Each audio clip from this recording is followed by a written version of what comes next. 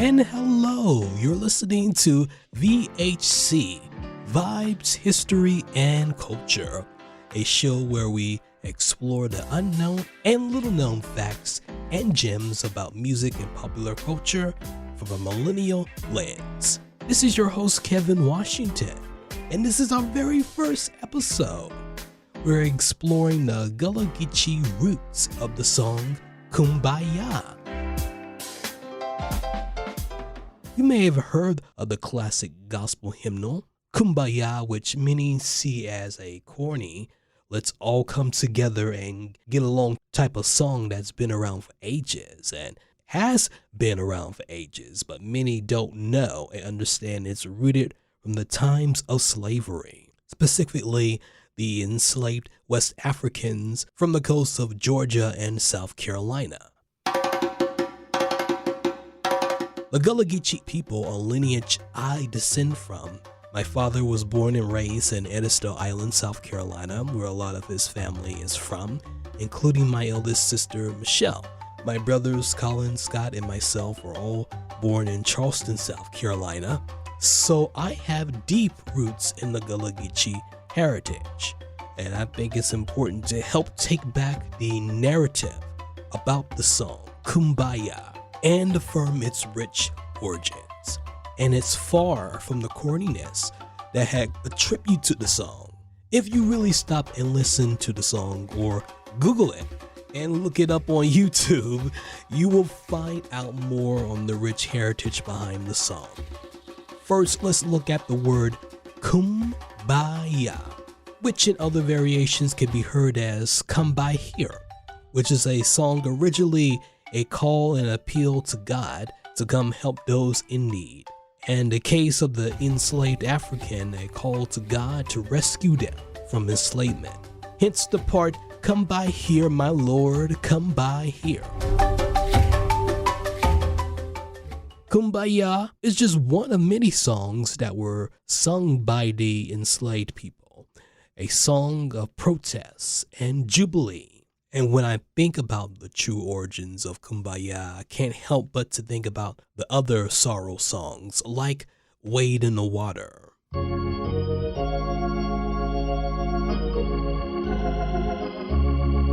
Like Kumbaya, lyrics derived from enslaved people, like those running to escape slavery due to means like the Underground Railroad led by the great Harriet Tubman. Freedom over me. Or Swing Low, Sweet Chariot.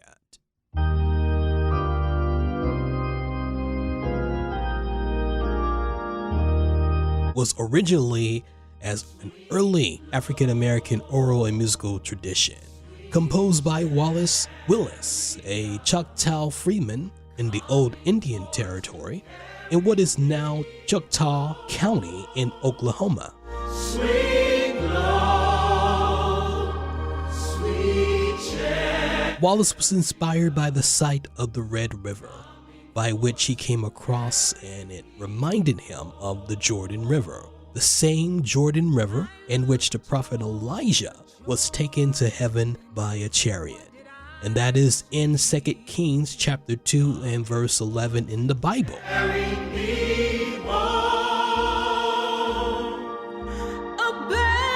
And of course, almost a century later, the song enjoyed a resurgence during the 1960s civil rights movement and folk revival, and would go on to be performed by a number of artists across genres. And just like all those songs, Kumbaya is an old spiritual.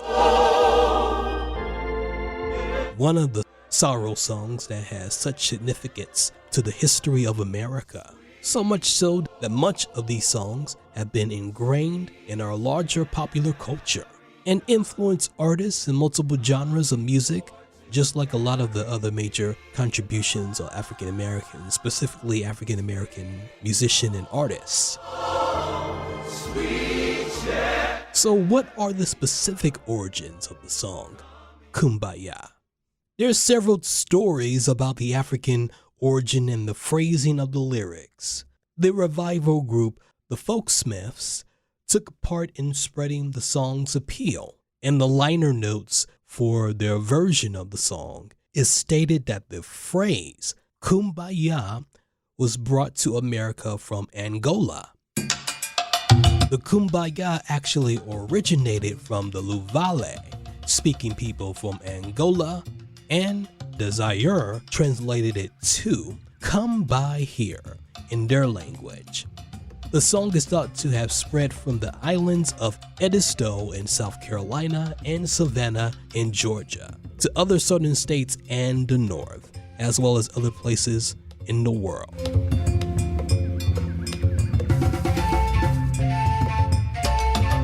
The first known recording of the song was from H. Wiley, who has Gullah-Geechee roots and sang it in the Gullah dialect.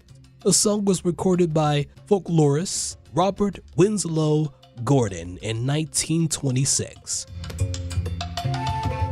It would then go on to become a standard campfire song in scouting and summer camps, and eventually enjoy broader popularity during the folk revival of the 1950s and 60s.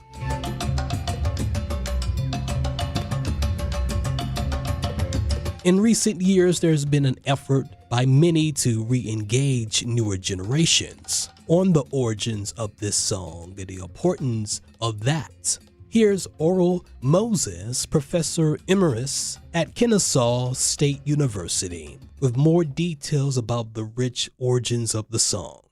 Come by here, Lord, come by here. Oh, Lord, come by here. This version of Come By Here is a version I remember from my mother, who would go to prayer meetings with family members, and these are these wonderful great aunts of mine, my Aunt Lula being one. And around the prayer circle, these people would open the prayer meeting, and at some point in the prayer meeting, in a testimony, or even just praising God for what they had done, somebody would start this song and singing it. So I always knew it as a church song really to help to enliven the spirit in what was happening within the prayer meeting. Come by here, oh Lord, come by here. This version of Kumbaya is more of the modern version that we hear, and we've heard singers such as Odetta.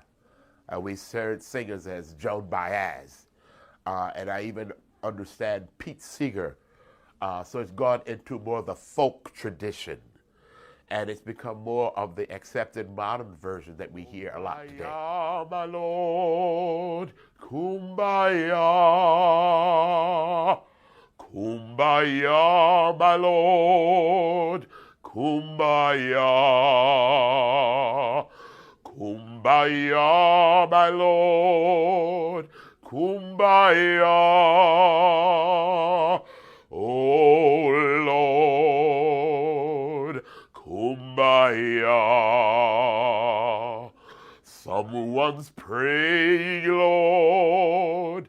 Let me say, with this version, as with the other version, there are numerous verses in here, and I've chosen to sing only a few.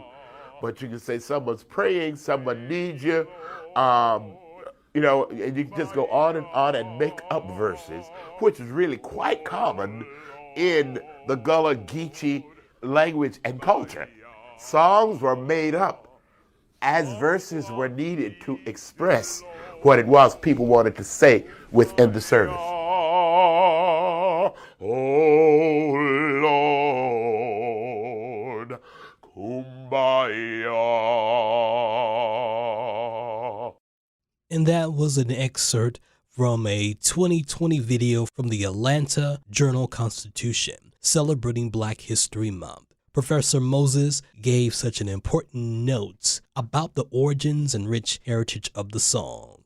and is why it's so important to understand the origins of not just powerful songs, but a lot of the things that are a part of our collective popular culture. Its true meaning and origins, so we can understand history and the people who helped form that shape the culture and society that we are today. The point of history is to learn from it and hopefully grow from it. The lesson it gives us on how to live and approach our lives in the present. History can be rich and full of wonder, but along with that, it can also be dark, painful, and traumatic.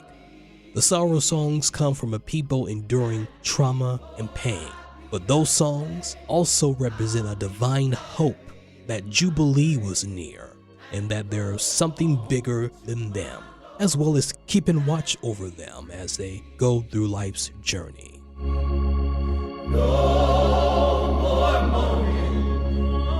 So yes, a song that has been for decades looked as a campfire staple originally came from the enslaved Gullah-Geechee people who infused the languages of their native land, Mother Africa, with lyrics of hope, protest, resistance, justice, freedom, and pride in oneself and its people.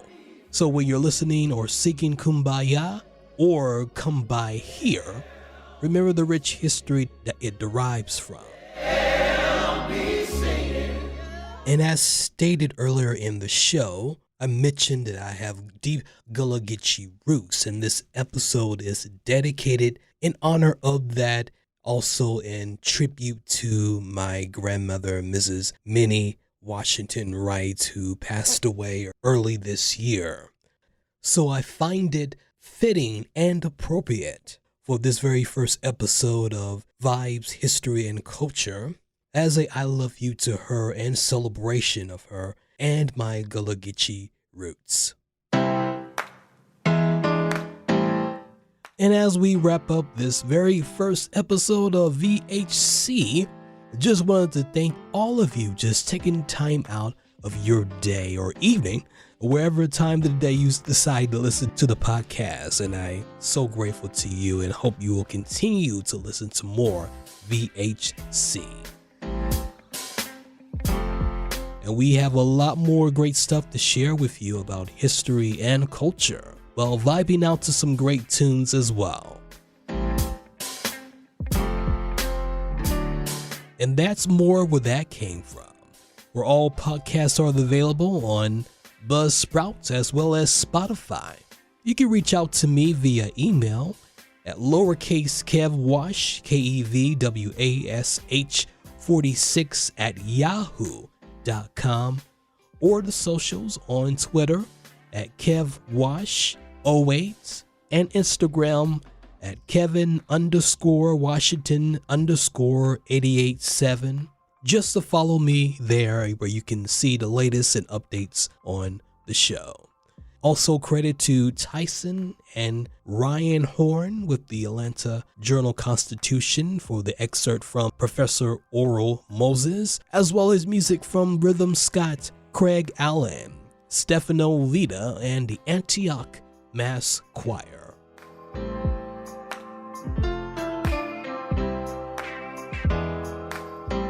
Again, this is your host, Kevin Washington. Thanks for listening, and we'll see you next time, where we'll be discussing the history of Charlotte's Shout.